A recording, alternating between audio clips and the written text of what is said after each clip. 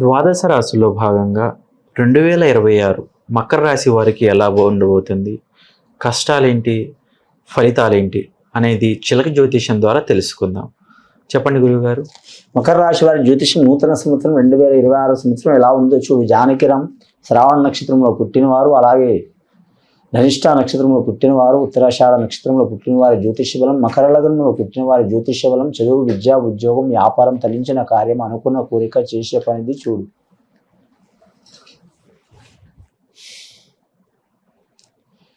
వీరి జాతకంలో చెప్పాలంటే సీతారాముల కళ్యాణం వచ్చిందండి. సీతారాముడు వచ్చారు, ఆంజనేయ స్వామి, లక్ష్మణుడు, గురు దత్తాత్రేయ స్వామి. ఓకే. అలాగే వారి జాతకంలో చూడాలంటే శ్రీకృష్ణుడు, భక్తాంజనేయ స్వామి.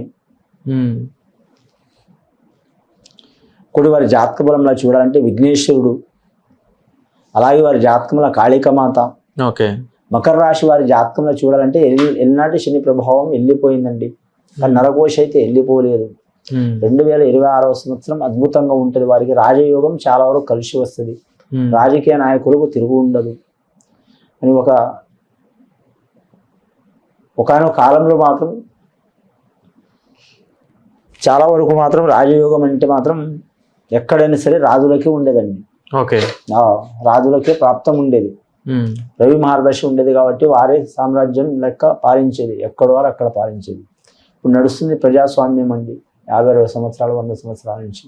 కాబట్టి శనీశ్వరుడు ప్రజాస్వామ్య కారకుడు, అలాగే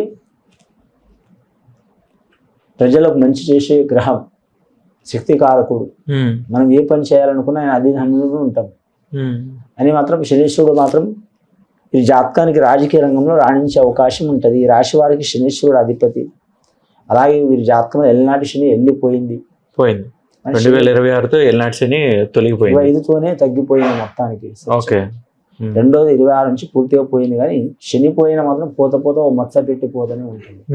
కొన్ని ఇబ్బందికరమైన పరిస్థితి ఉంటుంది కాబట్టి నవగ్రహ ఆరాధన చేయటం, అయ్యప్ప స్వామిని పూజ చేయటం, కాళభైరవుని పూజ చేయటం, అలాగే మాత్రం ఆంజనేయ స్వామిని పూజ చేయటం, నవగ్రహాల్లో మాత్రం రాహుకేతులకు మిగతా రకం పూజ చేయటం, అంటే ఆరోగ్యపరమైన చిక్కులు వస్తే ఆంజనేయ స్వామిని పూజ చేయటం, విద్యాపరమైన చిక్కులు వస్తే మాత్రం వారి జాతకాన్ని విఘ్నేశ్వరుని పూజ చేయటం నవగ్రహాలతో పాటు, అలాగే వివాహపరమైన చిక్కులు వస్తే మాత్రం రాముల వారిని పూజ చేయటం, అలాగే సంతానపరమైన చిక్కులు వస్తే మాత్రం వారి జాతకాన్ని చూడాలంటే శివుడు పారుతో పాటు నవగ్రహాన్ని పూజ చేయటం.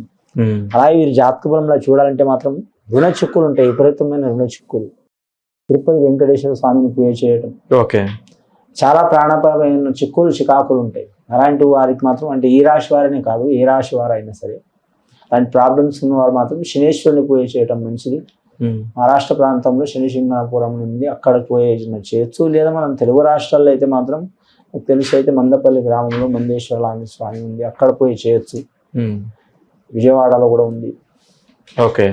రీసెంట్గా కట్టి ఒక 15-20 సంవత్సరాలు అవుతుంది, అక్కడ శనీశ్వర ఉంది, అక్కడ కూడా చేయొచ్చు. కానీ మాత్రం చేస్తే చాలా వరకు శుభకరం ఉంటుంది. శనేశ్వరునికి ఏంటంటే నువ్వుల నూనె ప్రీతికరం, నువ్వుల నూనెతో తైలాభిషేకం చేయటం, 9 బ్రాహ్మణులతో కానీ 8 బ్రాహ్మణులతో కానీ, లేదా లాస్ట్ 4-5 బ్రాహ్మణులతో చేపించడం మంచిది.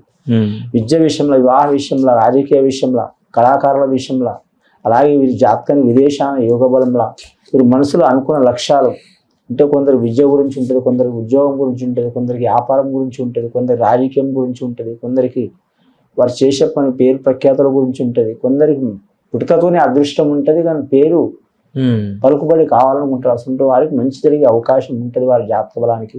శ్రావణ నక్షత్రం వెంకటేశ్వర స్వామి నక్షత్రంలో పుట్టిన వారు వెంకటేశ్వర స్వామిని పూజ చేయటం మంచిది. ధనిష్ట నక్షత్రం అమ్మవారు పుట్టిన నక్షత్రం, అమ్మవారు ధనిష్ట నక్షత్రం వారు అమ్మవారిని పూజ చేయటం. ఉత్తరాషాఢ నక్షత్రం చంద్రమహర్దశ సూర్యమహర్దశ నక్షత్రం అది, అంటే శివకేశవులకు ఇద్దరు కూడా చేస్తూ పూజ.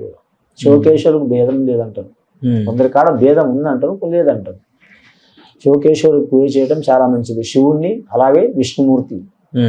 వీరి జాతకంలో ముఖ్యంగా గత కొన్ని సంవత్సరాల నుంచి పడుతున్న చిక్కులు చికాకులు తొలగిపోతాయండి. రాబోయే కాలం మంచిగా ఉంది, ఎక్కడ పోయినా వీరికి కలిసి వచ్చే అవకాశం ఉంది.